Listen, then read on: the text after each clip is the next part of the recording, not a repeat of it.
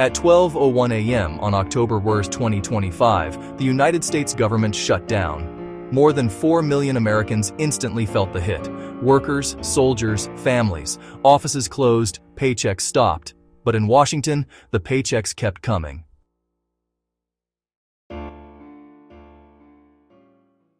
To understand the problem, we start with the facts. Simple numbers that show a system disconnected from the people it serves.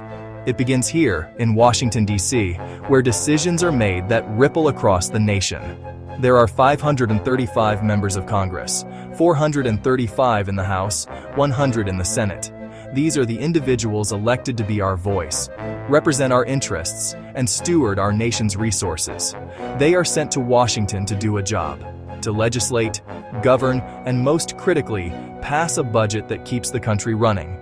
For this work, each rank-and-file member receives a salary of $174,000 a year. That's roughly $14,500 every month. For leadership, that figure is even higher. It's a significant income, placing them in the top tier of earners in the country. Now, let's do the math on a larger scale. With 535 members, the American taxpayer pays nearly $8 million every month for the salaries of Congress. $8 million. That money is drawn from the taxes paid by every working American, the very people who trust their elected officials to manage the country responsibly. We fund the government, and the government works for us. But what happens when that system breaks? When Congress fails its most basic duty and shuts down the government? For hundreds of thousands of federal workers, the answer is immediate and devastating. Their work is deemed non-essential, and their paychecks stop.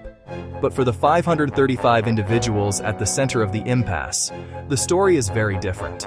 During a shutdown, those $8 million in monthly payments never stop, not for a day. While the government they are supposed to run grinds to a halt, their personal compensation is guaranteed. This isn't an oversight, it's by design. Their pay is protected by the 27th Amendment, a provision that prevents any law affecting congressional salaries from taking effect until after the next election. It was meant to prevent self-serving pay raises, but it has created a profound disconnect, insulating lawmakers from the consequences of their own inaction. Meanwhile, the real-world impact spreads. Military families, who sacrifice so much for our security, wait for delayed pay, unsure how they'll cover rent or buy groceries. The brave men and women of our Border Patrol are forced to work mandatory overtime without a paycheck. Air traffic controllers, on whom millions of travelers depend for their safety, must maintain absolute focus while facing financial crisis at home. They show up, they do their critical jobs, but their paychecks don't. And then there are the contractors, the invisible workforce that keeps the machinery of government turning. The janitors who clean the empty offices, the cooks, the security guards and drivers. They are often hourly workers employed by private companies. When the government shuts down, their contracts are frozen. For them, there is no promise of back pay, no guarantee they will ever recoup their lost wages. When the shutdown ends, they get nothing back. The weeks of lost income are gone forever, leaving families in debt and financial ruin. This is the fundamental truth of a government shutdown. It's a crisis manufactured in Washington, but its devastating costs are paid by ordinary Americans. It's a tale of two realities. One where pay is guaranteed, no matter the performance, and another where a lifetime of service can be erased by political failure. These are the facts. In the sterile language of Washington, a shutdown is a political maneuver, a line item in a budget negotiation, a statistic. But outside the Beltway, the reality is far more visceral. Behind every number is a family. Behind every percentage point is a person whose life has been thrown into chaos. Consider the mother at her kitchen table, the soft morning light illuminating not a peaceful breakfast, but a mountain of overdue bills. Each envelope is a fresh wave of anxiety. The mortgage, the car payment, the electricity bill, they don't pause for politics. Her child does homework nearby, blissfully unaware that the stability of their world is balanced on a knife's edge. She forces a smile, but her mind is racing, calculating, and coming up short. This isn't a game of political chicken, it's a countdown to potential foreclosure, to losing the very home where her family has built its life. Think of the soldier, thousands of miles from home, serving in a dimly lit barracks in some remote corner of the world. His duty is to protect the nation, yet he finds himself distracted, consumed with worry.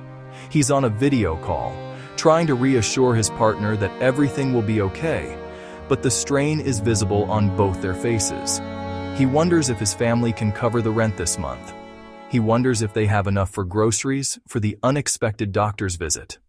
The promise to care for military families feels hollow when his own is facing financial uncertainty because of a stalemate he has no control over. His focus should be on his mission, but instead, it's fractured by the fear that his service is being taken for granted, his family's welfare an acceptable casualty in a political war. And what about the federal worker, a public servant who has dedicated their career to the smooth functioning of the country? They sit in their quiet living room, scrolling through their banking app, checking an empty pay stub. Again. The screen displays a cruel zero. It's a digital confirmation of their invisibility to the powerful. This isn't just about a missed paycheck. It's a profound sense of betrayal. It's the air traffic controller guiding planes without pay, the national park ranger protecting our natural treasures for free, the scientist whose critical research is now gathering dust. These are the people who form the backbone of our nation. They don't shut down. They don't have that luxury. They keep America running, even when their own lives are grinding to a halt. They show up, they work hard, and they uphold their end of the bargain. They are the human cost of this dysfunction, the silent victims of a system that has forgotten who it is meant to serve. Their resilience is a testament to their character, but it should never be taken for granted. They are not pawns, they are patriots. While families cut corners, the elite keep cruising. Fundraisers in DC continue. Lobbyists wine and dine. The government may be closed, but privilege never is. They call it strategy. We call it playing games with people's lives. But this country doesn't run on politicians. It runs on you, the workers, the dreamers, the doers. Every nurse, teacher, farmer, and soldier who keeps showing up. You are America.